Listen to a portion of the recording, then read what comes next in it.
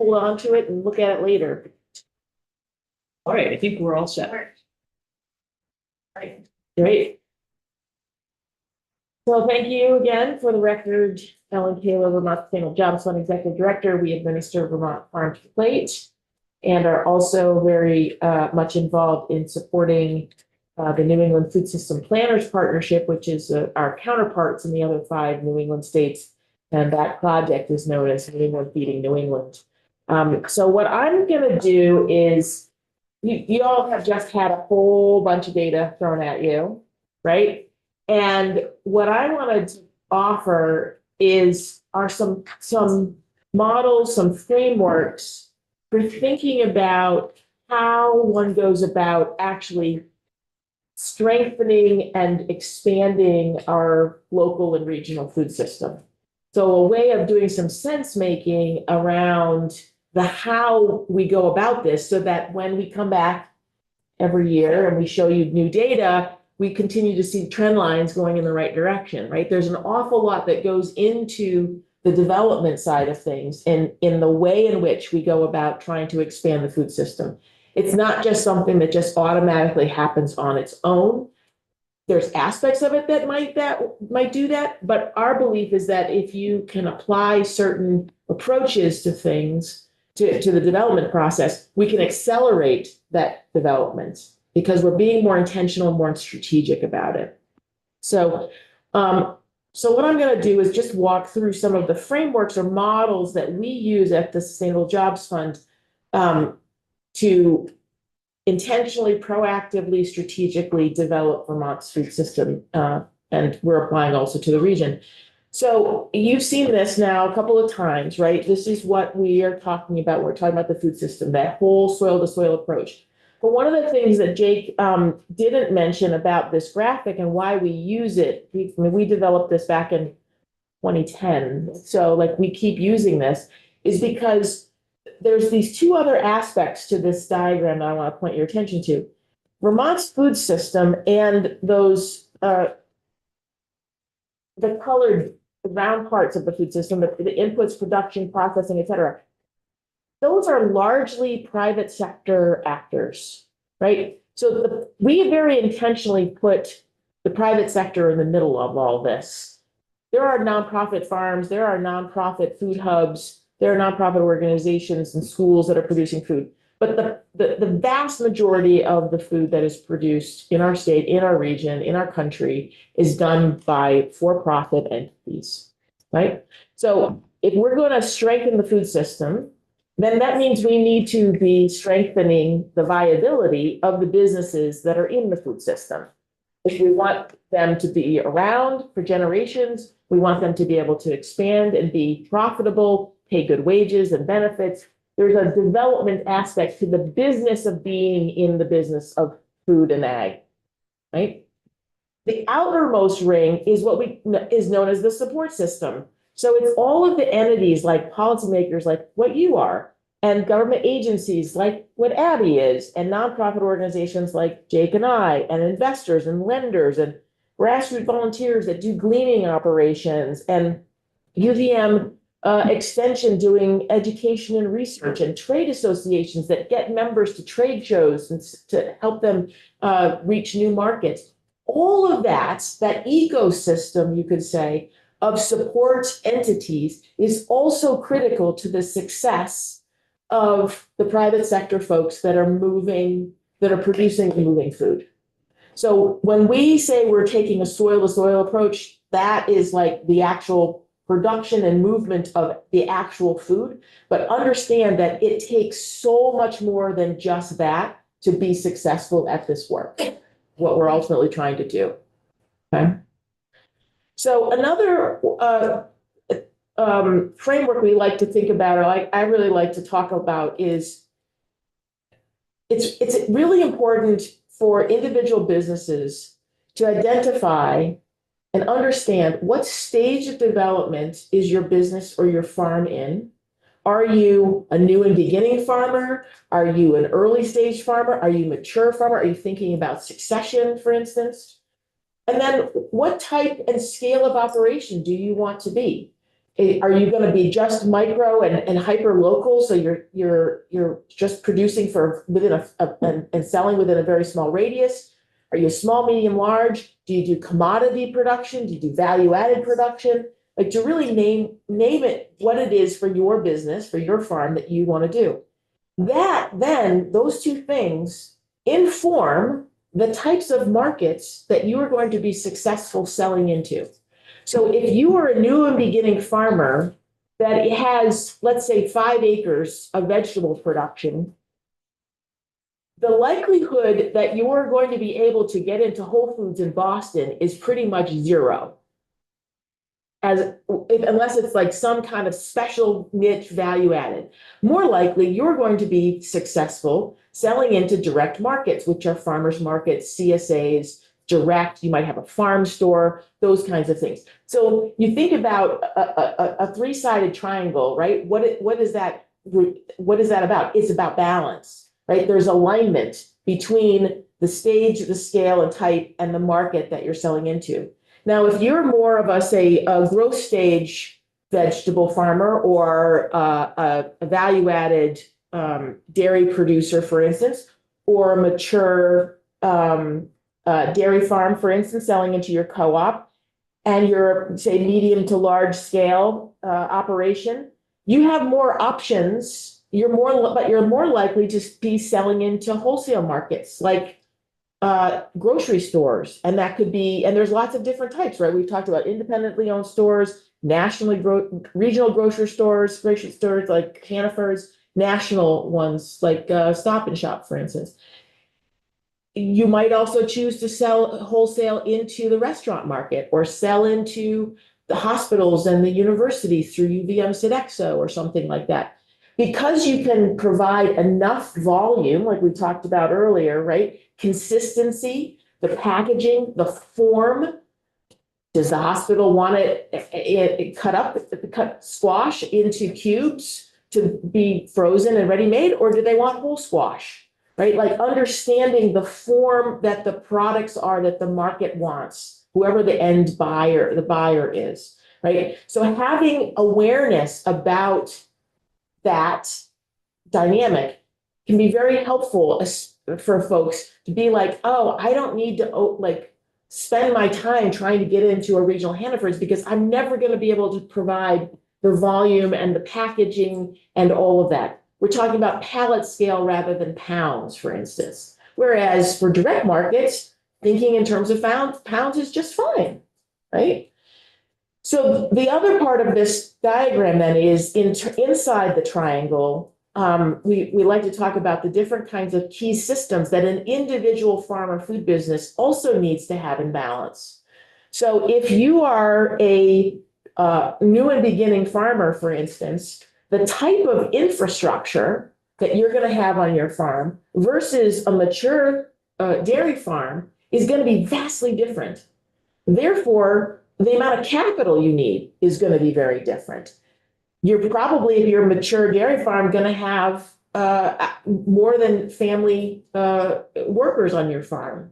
Whereas, like someone like Heather, do you have paid workers year round? We have interns in the summer, but not paid workers year round. Yeah. It's just us. Right. Yeah. So and it's not to make any kind of judgment, right? Because as we said, we need it all, but it's just to have awareness around having your internal systems match where you are organizationally with your business, and the types of the stage you're at, the scale you're at, and the types of market you're trying to reach. It informs your tractor sizes. It informs your sale, whether you're doing sales and marketing. If you belong to a co-op and the milk truck's showing up at your farm every day, you don't really have to pay attention to like a lot of the market detail, other than just keeping track of it, because you're selling into that market, but you're not thinking about the branding of your fluid milk. That's left to the co-op boards and the folks that work at the co-op.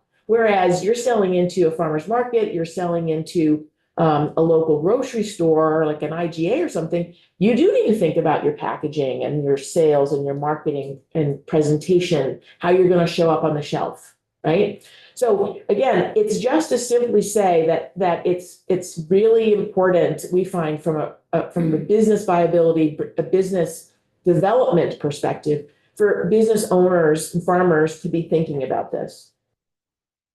So the other part that's we find at the Sustainable Jobs Fund, one of the other things that we do besides running Farm to Plate is we have a business coaching program, and we work with a lot of value-added food producers as well as forest products, value-added producers. And one of the things that a lot of business owners don't fully understand is that every business goes through a life cycle, right? Just like human beings do. And so what happens, there is a predictable curve, this S curve, that every business goes through, right? You start up and then all of a sudden you start getting your product into the market and then you hit some growth and like people want your product, right? And then you get to a point where all of a sudden some of those internal systems don't feel like they're serving you anymore, like they haven't kept up with your sales and you're feeling a lot more stress because it's harder. You're having more demands on your time to get more product into the marketplace, for instance. And what's important to know is you can hit that point where if you're not paying attention to and addressing the internal systems for your business or your farm overall processes, you could actually start to decline because you're kind of hitting breaking points. But it also represents, if you pay attention to it, it represents an opportunity for another upscale in sales. Right. So a lot of businesses, they'll go to a value-added food manufacturer, for instance, they'll be like, oh my gosh, like I can only achieve a certain amount of profitability or amount of sales throughput in the size, the facility that I have. I need to add on another 1,000 square feet of production space, for instance. What they think about oftentimes is just the cost of the building, and not necessarily the amount of working capital that you're going to need to then buy the additional inputs to be able to then run through the business expansion so that you're actually able to produce more output. So when we work with clients that are going through expansion, that's a really important part of the conversation is how do we ensure that just like you're getting your capital, your CapEx expenses in at the right level, you're also thinking about your working capital. Because these natural cycles exist, and knowing that is very helpful because then you can plan for it instead of like all of a sudden it's like done to you. So one of the things, and this one might very much be easier to see on the handout, we think about again sort of an overall market approach. So if you take a look at the horizontal axis along the top of inputs, production, processing, manufacturing, distribution, and end use. That's like the circle of the food system that we talked about, right? And each part of that supply chain has different needs. It has different purposes. It fills a particular function that helps food get from its original origin state to the table, right? So if you look at the vertical axis, for any business or farm, it's very helpful to be what's the research needed. So this whole issue around like, well, what does the research say about cover crops? If I'm thinking about adopting cover cropping, what's the research say? Somebody's doing that research. In some cases, individual food manufacturers at scale are doing their own research, but in many cases, it's in case of food, it's extension, for instance. You want to pay attention to the types of the technology and infrastructure that your business has. Right? You want to, like, is my equipment properly sized for throughput in the production facility? Do I have the right size tractor for my land base? Right? Do you pay attention to these things? Right? It's just very natural for a lot of this stuff. Do I have the amount of financing in place for my business to really both working capital, but also make equipment upgrades and things like that? Am I getting the kind of technical assistance that is available to me? Do I have a business plan? Is someone helping me think about profitability and sales projections? What network am I involved with? Do I go to my trade association meetings? Do I go to the dairy producers annual meeting? Do I go to NOFA conference? Like where am I continuing to learn and connect with fellow farmers or fellow food manufacturers? Workforce, big issue, depending on your scale and your stage of development. You may or may not have paid workers on your farm or in your food business. But if you have employees, what's the pipeline, the future development of those workers? Can you always know whether or not you're gonna have workers? Big issue right now with dairy farms, right, that have immigrant labor on their farms, and what's gonna happen there, right? You have to think about the future of your workforce when you're in business. Same thing with sales and distribution. Where am I gonna be selling? What's the market trends? What are consumers' interests? Where, is there something I can take advantage of there? Education and outreach, public policy. But public policy, you all are very much a part of that. If you're on the producer side of things or a value-added manufacturer, it behooves you to pay attention to the kinds of regulations that are out there, right? Because you don't want to get in trouble and get fined. But you also want to pay attention to what might be going on here with future regulations or future initiatives. So you think about that vertical axis, every business, every farm should be paying attention to these 9 different components of a business, successful business. And depending on where you are in the supply chain, your answers or the things that you're paying attention to are going to be different. Right? If you're processing a food manufacturer, what you're thinking about for financing is going to be different than, say, maybe distribution folks, or maybe on the input side of things. So we use this grid as a quick way of just thinking about it from an individual business perspective. But now go up in elevation and think about it from an entire industry perspective, right? What's true for an individual business or an individual farm also is true for the whole industry of the food system.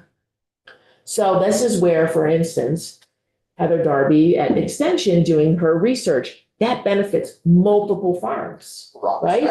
Right? Multiple farms. The agency's current grants that are going out that were USDA funded, for instance, or the Working Lands Enterprise funds, for instance, a lot of that is going to infrastructure to support the whole industry, right? Financing, making sure we have the right types of capital available as farms and food businesses are growing at whatever time they decide, oh, wow, I need to figure out how to get another $100,000. You want to have a system in place for that money to be available and accessible.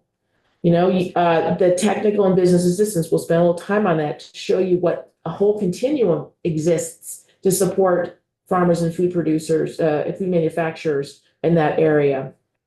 Workforce, it's not just an individual farmer, individual food business. We need to be thinking about it for the whole industry. What are the skills? We talked 2 days ago about the need for more meat cutters, right? That's why at Vermont State University, the Randolph campus, there's going to be a new meat cutting facility to train up the next generation of meat cutters, because the meat processing industry says, hey, I got open jobs. I can't grow more to meet the demand for local meat and support the livestock producers in the state who are putting more animals, want to put more animals through my business if I don't have the meat cutters. So you have to think about it at that whole industry level, because it takes time to be able to put that stuff into place, right? The meat cutting facility is under development right now. Heather and David were able to be there for the ribeye cutting back in October. It was awesome. In March, they're going to start opening it up for being able to start training up folks to become meat cutters, for instance. Right. So the point here is just simply that we can be intentional. With Farm to Plate, with the agency, we are being intentional about thinking about how do you grow the whole system. And it's not just one over the other, because it's all needed. It's all interconnected. Representative O'Brien. Thank you, Chair. Along the science line, I was just thinking of Representative Burt said the other day how he likes being able to sell maple to wholesale, and just how much of this, instead of thinking of individual farmers, thinking of how do we create that sort of wholesale level? How do we create an agri-mart habit, or like Pete and Jerry's model where they're, Yeah. essentially like a franchise almost. So how do we create, say, a buyer who says, you grow 10 acres of carrots, we'll buy them. Yeah. You don't see that very often here with farming. It always seems like it's that individual farmer thinking, oh, I gotta, go to this farmer's market or this CSA. It's not just like you make a good product, somebody's there gonna buy it. And what goes with that is, right, this New England quality or whatever it is Yeah. that, like a Pete and Jerry's. Yeah, I mean, I think where the private sector can, like the Pete and Jerry's example, for instance, can do it on their own because they have the leadership, they have the vision, they can figure out the financing, like that's fine. But for instance, as Jake was talking about, we're supporting with Working Lands funding this beef on dairy project that's leading to the creation of a new business, Vermont Cattlemen, for instance. And they have particular growing standards for raising for the beef that's going to be sold under that brand, multiple farms. It's going to be what, up to about 1,000 animals by the end of this year? It's going to be somewhere in that 800 to 1,000 animals bred, right? Growing this. That took initial early stage public financing because there wasn't other funds available. And it was run as a pilot project to test out this new idea. Could we intentionally bring a number of different types of dairy farms that wanted to be growing or currently already were growing beef animals together to actually aggregate those animals and be able to sell into a market at a higher premium so that there was more dollars coming back to those dairy farms than they otherwise would have done on their own? Yeah, just to add to that, we are taking more of a supply chain approach to this development work and recognizing, there's a lot of potential bottlenecks. So, I mean, to have that type of brand, you need a strong entrepreneurial presence. But then also you start to need that's where the infrastructure equation comes into play. So seeing this in the produce world is like, you're going to need certain types of storage on your farm. Then you're going to need certain types of distribution to access a larger facility. That facility itself is, a $3.5 million investment. And the complexity of making those deals and arrangements and the logistics of it is very complicated and capital intensive. And as Ellen was saying, so what we're seeing is that initial injection of support to create the right conditions. You need that on ramp to get to scale and to have the necessary infrastructure, logistics, and production aligned. So it is a very it's very complicated, capital intensive, and we have a lot of, as we were sharing before, a lot of industries that are not in a maturity phase. So there is a lot of necessary investment in TA to get to that like scale or kind of level of coordination. And if I could add, so yeah, Abby Willard, Agency of Agriculture, the other piece, and Ellen's gonna get to this, so I don't wanna steal the thunder, but we'll just note that those are risky investments, like you're taking a chance on kind of a new concept, or at least a new concept in Vermont or in this community or in this sector. And you need a funding source that is willing to take that kind of risk. And hopefully see that kind of high reward, but maybe not. And that's where kind of like the granting investments as opposed to like other kind of funds on the funding continuum, which is in your packet that Ellen will show in a moment, becomes really critical to be able to just like take a chance. So as I shared, in that technical assistance line there, you want to have business and technical assistance providers all across the whole supply chain, right? So that's one of the big things that we've been building out in Vermont. We writ large, right? Agencies have a big part of this. Vermont Housing Conservation Board with their Farm and Forest Viability Program. UVM Extension has a viability program. Nova Vermont has their program, Intervale. What we collectively have been building over the last 20 years is an ecosystem of support, of service providers that have deep expertise in things like farm business planning, food system enterprise development, sales and marketing, financial analysis, grant writing to support farms that need, help with that.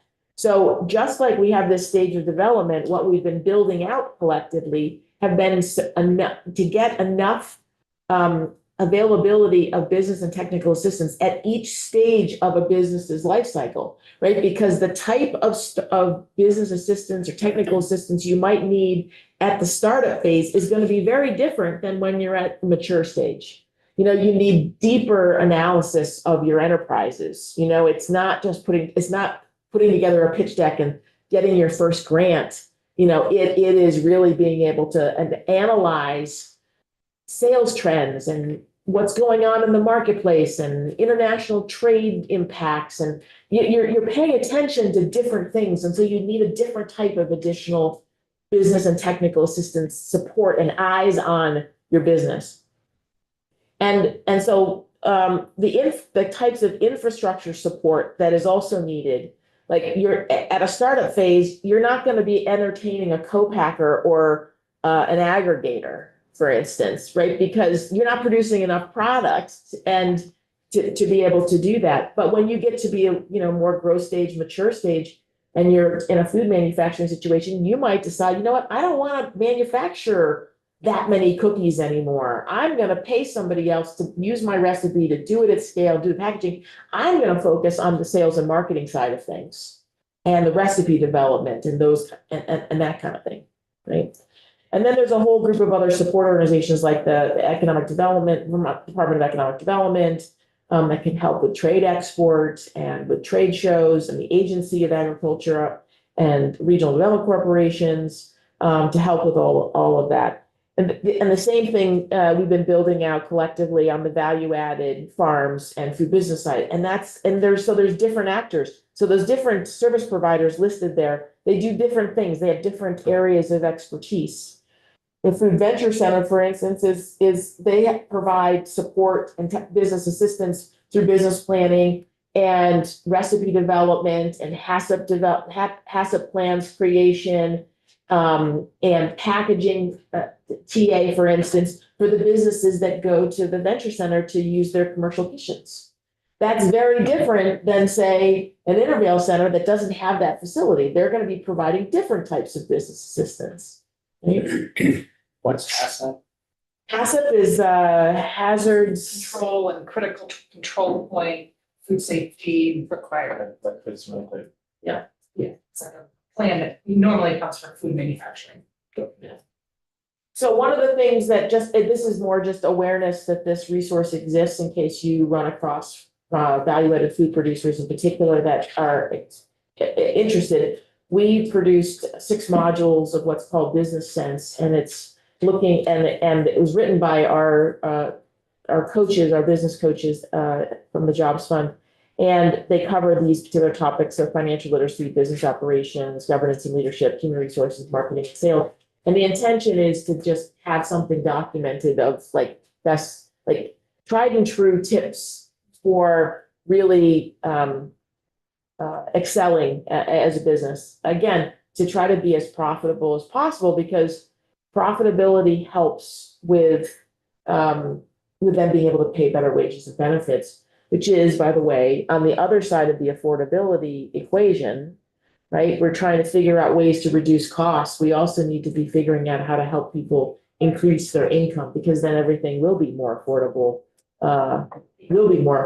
As we're also trying to reduce costs. So all of that in the mix is important.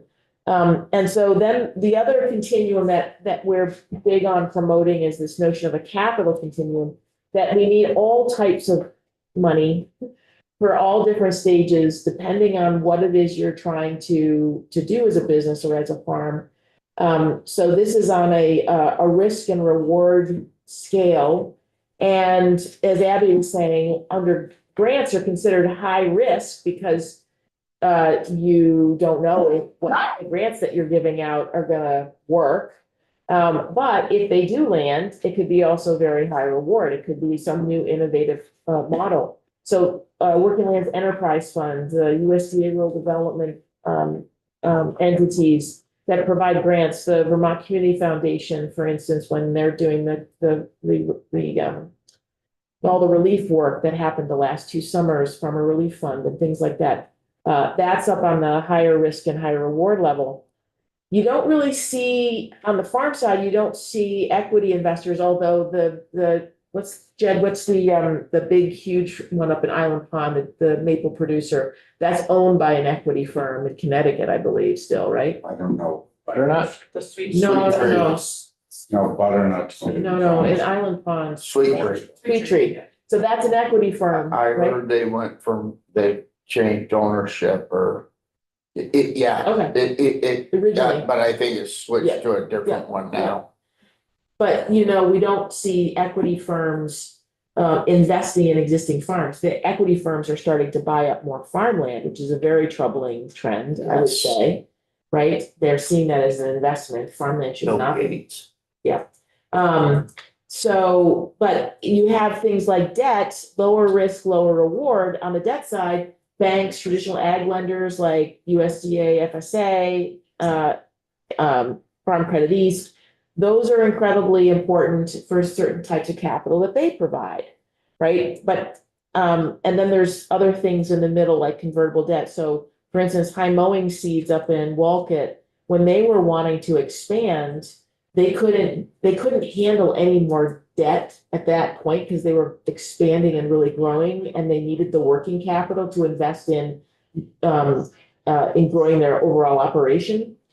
So they were one of the first farms that I know that used this convertible debt feature, which is it functions like equity for the first 5 years. You can write these things any which way, but so for instance, somebody, let's say, puts $100,000 into the business and they say, okay, no principal and interest for the first 5 years. That's like equity because if over that first 5 years, if that business would have folded, that person would have been out of getting that $100,000 back.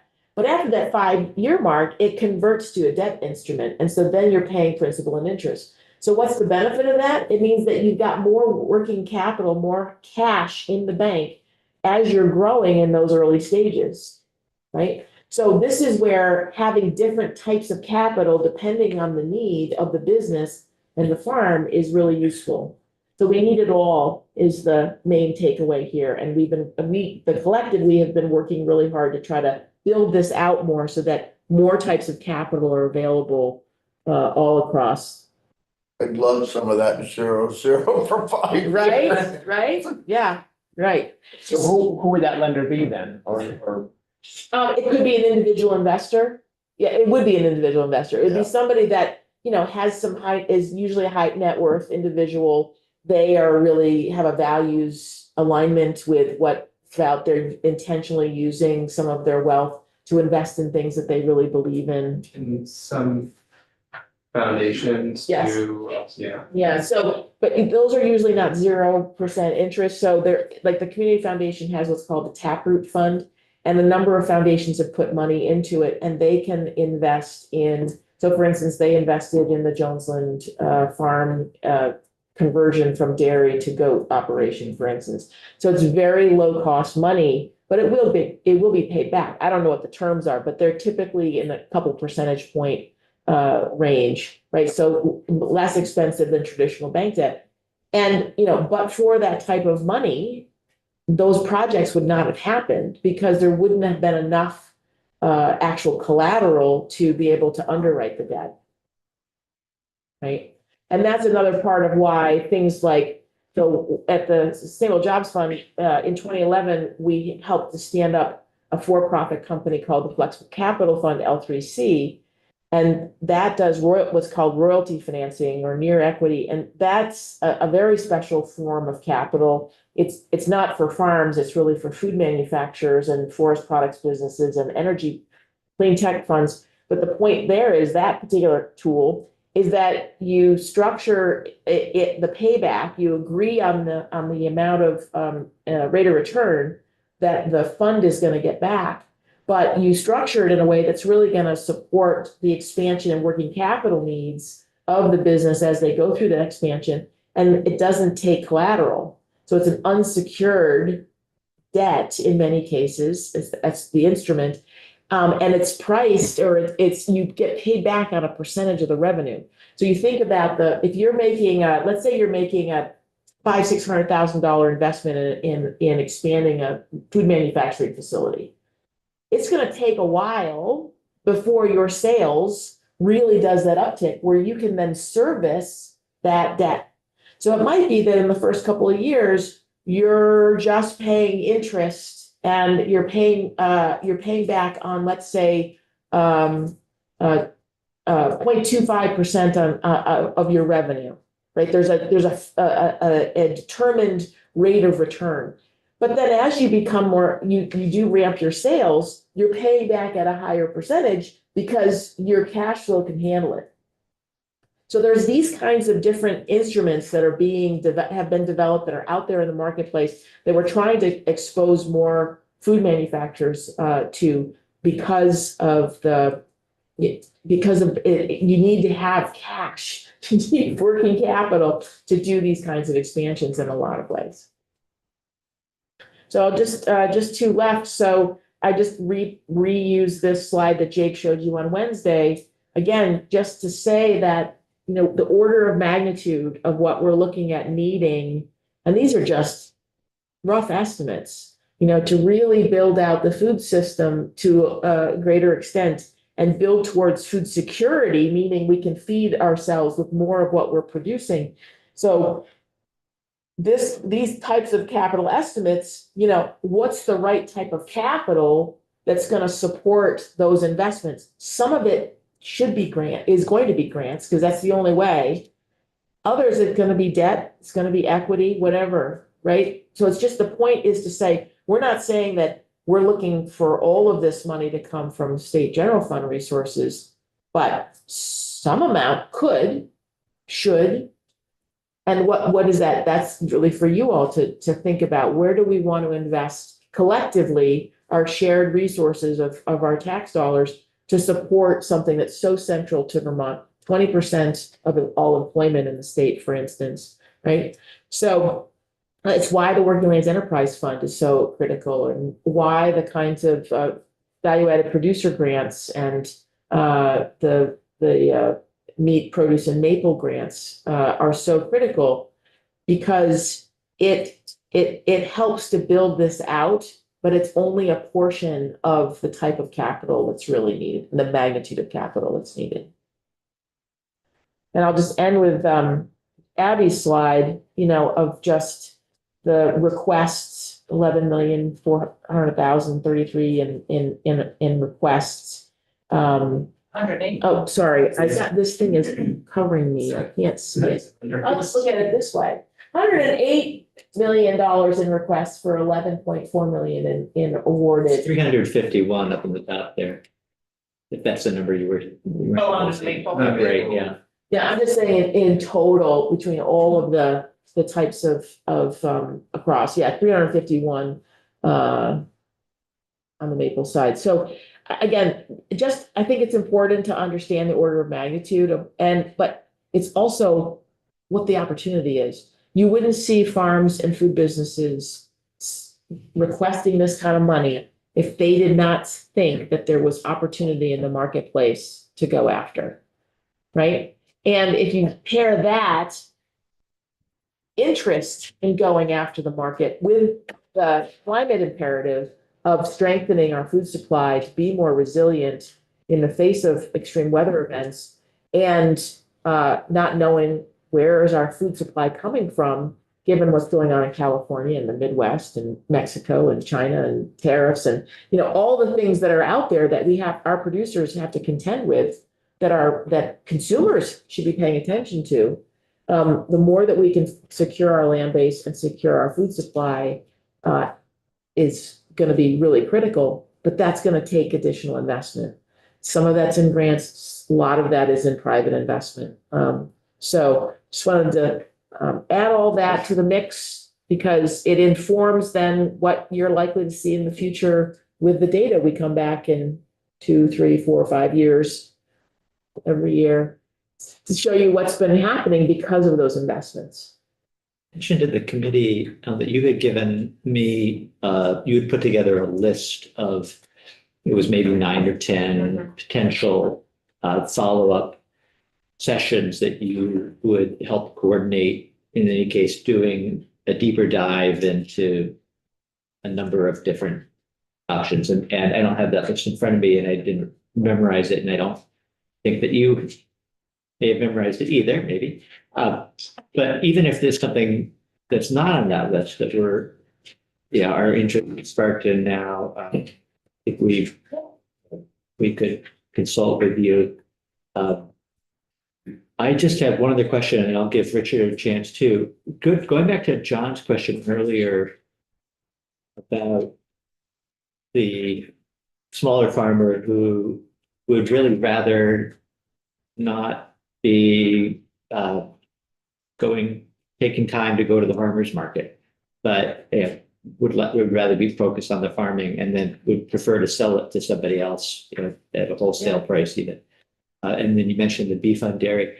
In that particular example, is there a minimum size that you need to work with, and minimum size farm, number of animals that makes it work?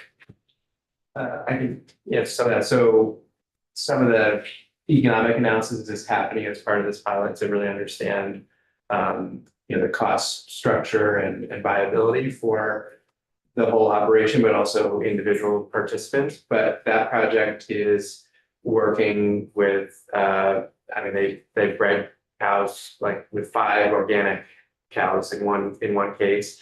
And in the financial analysis for that producer, it was extra, pocket change for them, and it was worth it because of that. In other cases, it's 800 head dairy, and it works at their economies of scale. So I think the constraints for that example, or for something else, could be vegetables, is the infrastructure component, and the kind of the standardization. So it's, the producer has to accept producing at a certain spec. That program and protocols needs to be in place in order to help them do that.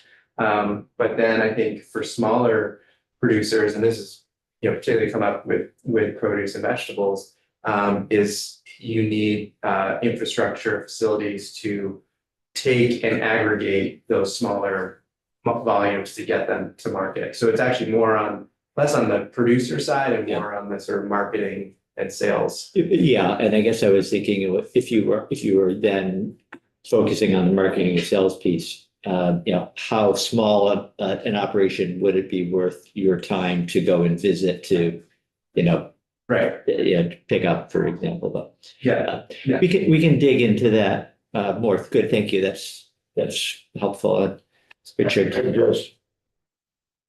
This food resiliency, when you wrap your heads around it, is the ability of this country to feed itself with all the opportunities we have from coast to coast and north to south. And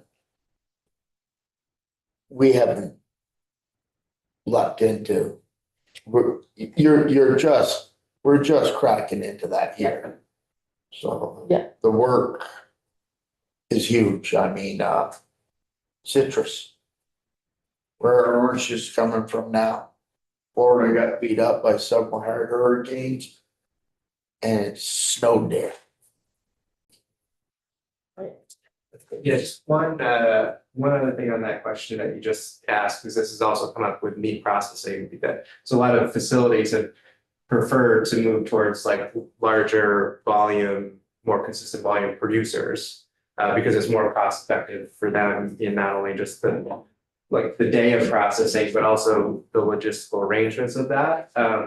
So it is an issue that shows up in different industries, and in turn though presents a lot of challenges to smaller producers who then lack access and availability. So it gets to this question of finding the means to aggregate the necessary volumes to then work with that kind of processor or facility. And there's approaches that are happening to do that. So Vermont Wave Foods is kind of an example of this in the produce space, trying to like make it cost effective to work with smaller producers, but it requires a certain type of infrastructure to do that. So just to wrap up, just sort of final point, sort of the so what of all of this. You all have the ability to shape policy, through your bill making. You have the ability to inform how state tax dollars are used and what it gets supported.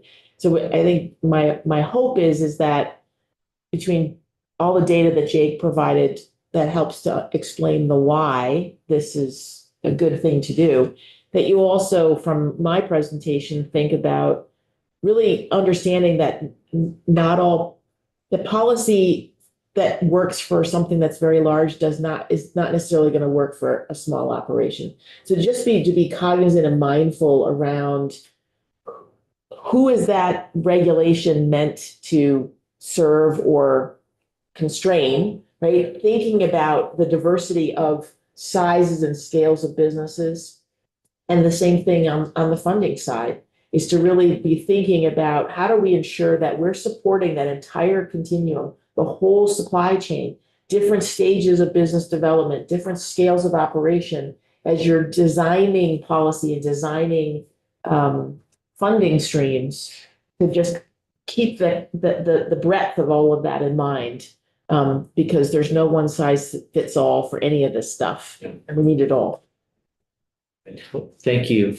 I was just saying the next step piece is, as you were mentioning, if having our support in pulling together members of that continuum supply chain from production to distribution, manufacturing, business technical assistance and financing, if you have particular sections of that you're interested in hearing from members of the ag community, we're more than happy to help make some suggestions of individuals that could kind of fit on a panel to be kind of the next phase of this kind of ground setting context. Good. Yeah, I'm sure we'll be reaching out.